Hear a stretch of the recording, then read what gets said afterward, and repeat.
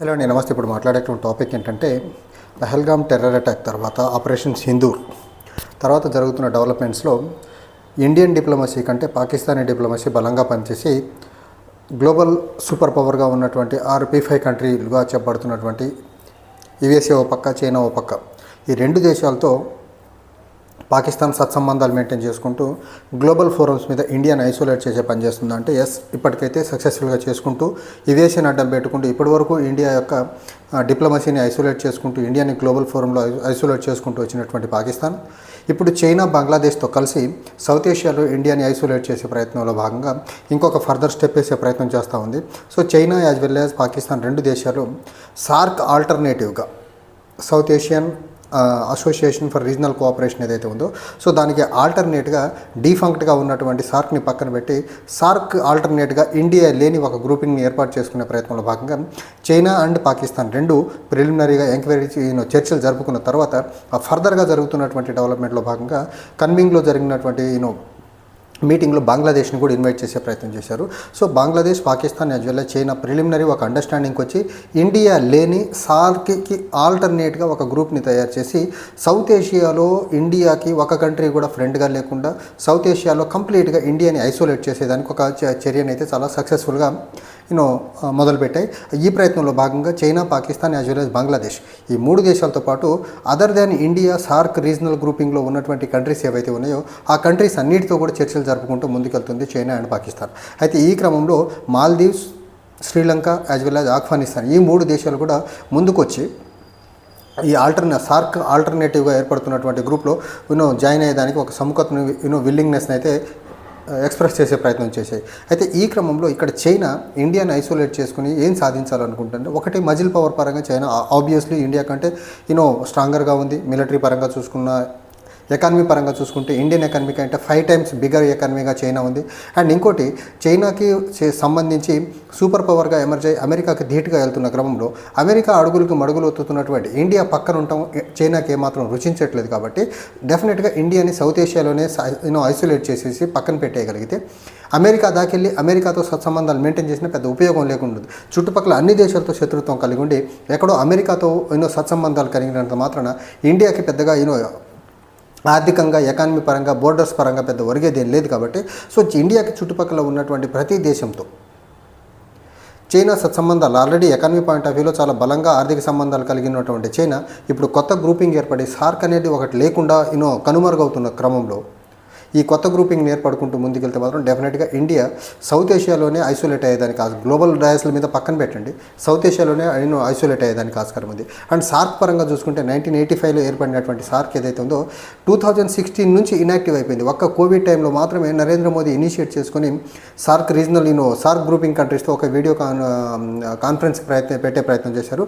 There after again SAARC అనే ఒక ప్రస్తావన లేకుండా అయిపోయింది. మరీ ముఖ్యంగా ఊరిలో పాకిస్తాన్కి సంబంధించినటువంటి టెర్రర్ అటాక్స్ ఎప్పుడైతే చేశారో దానికి ప్రొటెస్ట్గా ఇండియా ఇస్లామాబాద్లో జరిగినటువంటి సార్క్ సమ్మిట్కి అటెండ్ అవ్వకుండా ఇండియాతో పాటు నేపాల్ యాజ్ వెల్ యాజ్ భూటాన్లో కూడా వెళ్లకుండా ఈ టెర్రర్ ఉగ్రవాద దాడులకు అగెనెస్ట్గా డిసెంట్లో ప్రయత్నంలో భాగంగా పాకిస్తాన్లో జరిగినటువంటి సార్క్ మీటింగ్ వెళ్లకుండా అక్కడి నుంచి ఈ సార్క్ గ్రూపింగ్ అసలు ఎగ్జిస్టెన్స్లో ఉందా లేదా అనేది పెద్ద కనుమరుగైపోయింది. అండ్ సార్క్ గ్రూపింగ్లో ఉన్నటువంటి ఇంకొక ఇండియాకు ఉండే అడ్వాంటేజ్ ఏంటంటే ఇండియా రీజనల్గా ఉన్నటువంటి సార్క్ గ్రూపింగ్ కంట్రీస్లో పెద్ద ఎకానమీగా, పెద్ద కంట్రీగా ఉండడం వల్ల డెఫినెట్గా ఇండియాకు కొంచెం అడ్వాంటేజ్ ఉండేది. సో ఇండియాకి అడ్వాంటేజ్గా ఉండేటువంటి గ్రూప్లో పాకిస్తాన్ ఇండియా తీసుకొచ్చేటువంటి ప్రతి మూవ్ని అడ్డుకునే ప్రయత్నం చేసింది సార్క్లో.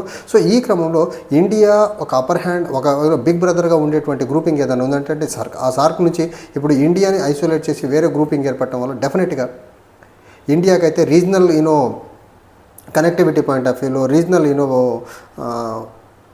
ఫ్రెండ్షిప్ పాయింట్ ఆఫ్ వ్యూలో మాత్రం డెఫినెట్గా కొంచెం పెద్ద దెబ్బ తగిలేదానికి అయితే ఆస్కారం అయితే చాలా క్లియర్గా, చాలా ప్రస్ఫుటంగా కనిపిస్తూ ఉంది. అండ్ సార్క్ యాక్టివిటీస్ కంప్లీట్గా హాల్ట్కి వచ్చిన తర్వాత దీన్ని ముందుకు తీసుకెళ్లాలనే ప్రయత్నం ఇండియా ఎట్టి పరిస్థితుల్లో చేయలేదు, పాకిస్తాన్ అంతకంటే చేయలేదు. సో పహల్గామ్ టెర్రర్ అటాక్ తర్వాత ఇండియాని ఐసోలేట్ చేయాలని ఒక నిర్ణయానికి వచ్చినటువంటి పాకిస్తాన్ మాత్రం చాలా స్పీడీ మేనర్లో పావులు కదుపుకుంటా చైనాతో అమెరికాతో మాట్లాడుకుని సీజ్ ఫైర్కి ఇండియాను ఒప్పించగలిగింది. ఇప్పుడు చైనాతో కలిసి ఇండియాకి అగెనిస్ట్గా సౌత్ ఏషియాలోని ఒక గ్రూపింగ్ ఫామ్ చేసే ప్రయత్నం చేస్తూ ఉంది. అండ్ ఇక్కడ ఇంకోటి చైనా యొక్క గోల్ కూడా చాలా చాలా క్లియర్గా ఉంది. చైనా గోల్ ఏంటంటే ఎకానమీ పాయింట్ ఆఫ్ వ్యూలో చూసుకుంటే ఒక పక్క బెల్ట్ అండ్ రోడ్ ఇనిషియేటివ్ ఒకటి ఉంది చైనా గ్లోబల్ ఎక్స్పాన్షన్లో భాగంగా. ఇంకో పక్క చైనా పాకిస్తాన్ ఎకనమిక్ కారిడార్ ఏదైతే ఉందో ఈ China economic corridor Pak occupied Kashmir నుంచి వెళ్తుంది కాబట్టి ఆ ప్రాజెక్ట్కి అడ్డు రాకుండా స్మూత్ మేనర్లో ఆ ప్రాజెక్ట్ ముందుకెళ్ళాలంటే ఒక పక్క చైనా సపోర్ట్ అవసరం, ఇంకో పక్క ఆఫ్ఘనిస్తాన్ సపోర్ట్ అవసరం. కాబట్టి చైనా, పాకిస్తాన్ అండ్ ఆఫ్ఘనిస్తాన్ ఈ 3 దేశాలు కలిసి ట్రైలేటరల్ మీటింగ్ లాస్ట్ మంత్లోనే కండక్ట్ చేసుకునేది. సో పాకిస్తాన్కి చైనాకు సంబంధించినటువంటి సిపిఈసి ప్రాజెక్ట్ ఏదైతే ఉందో ఆ ప్రాజెక్ట్కి సంబంధించి పాకిస్తాన్ నుంచి క్లియర్ మద్దతు ఉంది. ఇంకో పక్క ఆఫ్ఘనిస్తాన్ కూడా ఆ ప్రాజెక్ట్ స్మూత్ మేనర్లో ముందుకెళ్ళేదానికి పీఓకే గుండా వెళ్తున్నటువంటి ప్రాజెక్ట్కి ఇబ్బంది లేకుండా ఆఫ్ఘనిస్తాన్ కూడా సపోర్ట్ చేస్తూ ముందుకు వస్తుంది. సో ఈ సిపిఈసి ప్రాజెక్ట్ ద్వారా అరేబియన్ సీలోకి డైరెక్ట్గా ఇండియాకి పాకిస్తాన్కి ఒక చైనాకు స్మూత్ ప్యాసేజ్ ఉండేదానికి ఈ సిపిఈసి ప్రాజెక్ట్ ఉంది. సో చైనా ఎకానమీ పరంగా, చైనా ఆర్థికంగా బలోపేతంగా ముందుకు తీసుకెళ్తున్నటువంటి సిపిఈసి ప్రాజెక్ట్ అవనండి, బెల్ట్ అండ్ రోడ్ ఇనిషియేటివ్ అవనండి, ఈ ప్రాజెక్టుల ద్వారా ఖచ్చితంగా చైనా తన గ్లోబల్ ఫుట్ ప్రింట్ని పెంచుకుంటూ ముందుకెళ్తున్న క్రమంలో అమెరికా ఒక పక్క ఇబ్బందులు కలిగిస్తున్న క్రమంలో అమెరికాకు అనుకూలంగా ఉండి చైనాకి అగెనెస్ట్గా వెళ్తున్నటువంటి ఇండియా ఇండైరెక్ట్గా ఇండియాని ఇక్కడికిక్కడే కట్టడి చేయాలని ఒక నిర్ణయానికి వచ్చినటువంటి చైనా ఎక్కడెక్కడ అవకాశం దొరుకుతుందన్న క్రమంలో పెహల్గాం ఉగ్రవాద దాడి తర్వాత ఎంపీల డెలిగేషన్ 33 దేశాలు వెళ్ళారు, కానీ పాకిస్తాన్కి వెళ్ళలేదు, బంగ్లాదేశ్కి వెళ్ళలేదు అండ్ చైనాకి వెళ్ళలేదు. సరే పాకిస్తాన్కి ఎలాగే వెళ్ళరు, కానీ బంగ్లాదేశ్ వెళ్ళలేదు అండ్ చైనా వెళ్ళలేదు. ఎక్కడెక్కడో ప్రపంచ దేశాల్లో 33 దేశాలలో ఎంపీల డెలిగేషన్ 7 డెలిగేషన్లు తిప్పే ప్రయత్నం చేశారు. 2వ దఫా రష్యా యాజ్ వెల్ యాజ్ యూకేకి పంపే ప్రయత్నం చేశారు. కానీ అసలు ఉగ్రవాదాన్ని కంటడి చేసేదానికి, ఉగ్రవాదానికి మద్దతుగా ఇండియాకు తోడుగా నిలిచేదానికి అసలు ఇండియాకు చుట్టుపక్కల ఉన్న దేశాలకు వెళ్ళలేదంటే ఈ నరేంద్ర మోదీ యొక్క విజన్ ఎంత దరిద్రంగా ఉందో ఇక్కడ అర్థం చేసుకుంటారు. అసలు పాకిస్తాన్ని ఐసోలేట్ చేయాలంటే, పాకిస్తాన్ని కార్నర్ చేయాలంటే గ్లోబల్ సపోర్ట్ అవసరమే, at the same time regional support కూడా అవసరమే కదా. సో రీజనల్ సపోర్ట్ అవసరం ఉన్న దగ్గర రీజనల్గా ఉన్నటువంటి ఏ ఒక్క కంట్రీని కూడా కన్సల్ట్ అవ్వకుండా బంగ్లాదేశ్ వెళ్లకుండా అండ్ P5 కంట్రీగా ఉన్నటువంటి చైనా వెళ్లకుండా, శ్రీలంక వెళ్లకుండా, మాల్దీవ్స్ వెళ్లకుండా ఈ దేశాలన్నీ చైనాతో సత్సంబంధాలు మెయింటైన్ చేస్తున్నటువంటి దేశాలు. సో ఈ రకంగా ఈ global outreach of Indian MPs డెలిగేషన్లో చైనాను ఐసోలేట్ చేసిన క్రమంలో చైనా ఇప్పుడు డైరెక్ట్గా Pakistan and Bangladesh and others South Asian countries ఏవైతే ఉన్నాయో ఈ సౌత్ ఏషియన్ కంట్రీస్ అందరితో కలిపి ఇండియా లేని ఒక గ్రూప్ని ఏర్పాటు చేసి ఇండియాని సౌత్ ఏషియా లెవెల్లో ఐసోలేట్ చేసేదానికైతే చాలా బలంగా పూనుకుంది. అండ్ ఇక్కడ ఇంకోటి ఈ న్యూలీ ఫార్మింగ్ గ్రూప్ ఏదైతే ఉందో ఈ న్యూలీ ఫామ్ అవుతున్న గ్రూప్కి ఇండియా కూడా పాకిస్తాన్ యాజ్ వెల్ చైనా కలిసి ఇన్విటేషన్ ఇచ్చేదానికైతే ప్లాన్ చేస్తుంది. కానీ డెఫినెట్గా ఇండియాకు ఉన్నటువంటి ఆబ్లిగేషన్స్ అవనివ్వండి, లేకపోతే ఇంట్రెస్ట్లు అవనివ్వండి, సౌత్ ఏషియాలో ఉన్నటువంటి ఎకనమిక్ ఇంట్రెస్ట్లు అవనివ్వండి, ఈ ఇంట్రెస్ట్ల రీత్యా ఖచ్చితంగా ఈ కొత్తగా ఫామ్ అవుతున్నటువంటి China, Pakistan and Bangladesh lead చేసుకొని ఇది ఏర్పడుతున్నటువంటి గ్రూప్ ఏదైతే ఉందో ఆ గ్రూప్లో ఇండియా జాయిన్ అయ్యేదానికి ఆస్కారం లేదు. ఇంకో పక్క ఇప్పుడు ఇండియా నరేంద్ర మోదీ గారి హయాంలో విశ్వగురువుగా మారిపోయిందని డబ్బాలు కొట్టుకుంటున్నటువంటి ఈ బీజేపీ, ఈ బత్తాయి బ్యాచ్ అందరూ కలిసి డెఫినెట్గా ఇప్పుడు ఈ China, Pakistan as well as Bangladesh సెంట్రిక్గా ఏర్పడుతున్నటువంటి లీడ్ చేసి ఏర్పాటు చేస్తున్నటువంటి గ్రూప్లో కానీ ఇండియా జాయిన్ అవ్వగలిగితే డెఫినెట్గా ఇండియన్ ముఖ్యంగా నరేంద్ర మోదీ ఇమేజ్ ఖచ్చితంగా అధోపాతాళానికి పడిపోయేదానికి ఆస్కారం ఉంది. నెంబర్ 2 ఒక పక్క చైనాను అడ్డం పెట్టుకొని పాకిస్తాన్ అండ్ బంగ్లాదేశ్ అండ్ పాకిస్తాన్తో కలిసి చైనా ఈ రకంగా ఇండియాని ఇరకాటంలో పెట్టి పనిచేస్తూ ఉంటే అండ్ చైనా యొక్క హెల్పింగ్ హ్యాండ్ అనుకొని ఇండియాని ఇబ్బంది పెట్టేదానికి పాకిస్తాన్, బంగ్లాదేశ్లో పనిచేస్తూ ఉంటే ఇండియాలో జరుగుతుంది ఏంటి డెవలప్మెంట్స్? హిందూ ముస్లిం గొడవలు, 3 లాంగ్వేజ్ గొడవలు, హిందీ లాంగ్వేజ్ గొడవ, సంస్కృతం గొడవ, తమిళ్ గొడవ. ఈ లాంగ్వేజ్ గొడవలు, మతాల తగాదాలు, కులాల తగాదాలు తప్ప ఇక్కడ అసలు భారతదేశం పక్కన ఉన్నటువంటి చైనా, బంగ్లాదేశ్లో డిప్లొమసీ పరంగా ఎలాంటి పావులు కదుపుతున్నాయి ఇండియాకి అగెనెస్ట్గా? ఇండియా వీటిని కౌంటర్ చేసేదానికి ఏం చేయాలి? చిన్నపాటి ఆలోచన ఈ భారత ప్రభుత్వానికి, నరేంద్ర మోదీ ఆధ్వర్యంలో నడుస్తున్నటువంటి భారత ప్రభుత్వానికి ఉందంటే ఎట్టి పరిస్థితుల్లో లేదు.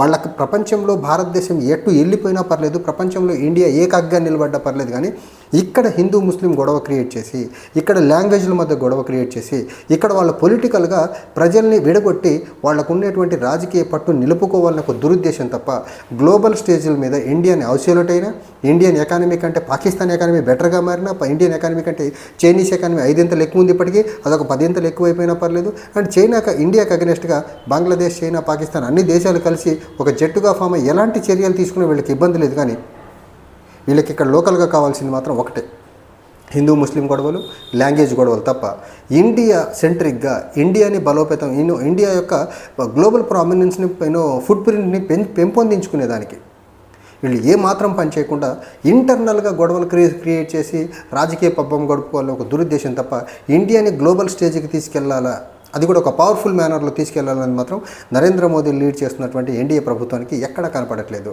ఆ ఎక్కడ కనపడట్లేదు అనే దానికి ఎగ్జాంపులే పాకిస్తాన్ లాంటి ఒక చిన్న ఎకానమీ ఉన్నటువంటి దేశం చైనాతో కలిసి సౌత్ ఏషియాలో ఉన్నటువంటి అదర్ దాన్ ఇండియా అన్ని కంట్రీస్తో కలిపి గ్రూప్ ఫామ్ చేసే స్టేజ్కి వెళ్ళిందంటే డిప్లొమసీ పరంగా ఎవరు బలంగా పనిచేస్తున్నారు, డిప్లొమసీ పరంగా ఎవరు స్ట్రాంగ్గా ఉన్నారు ఇక్కడ క్లియర్గా అర్థం చేసుకోవచ్చు.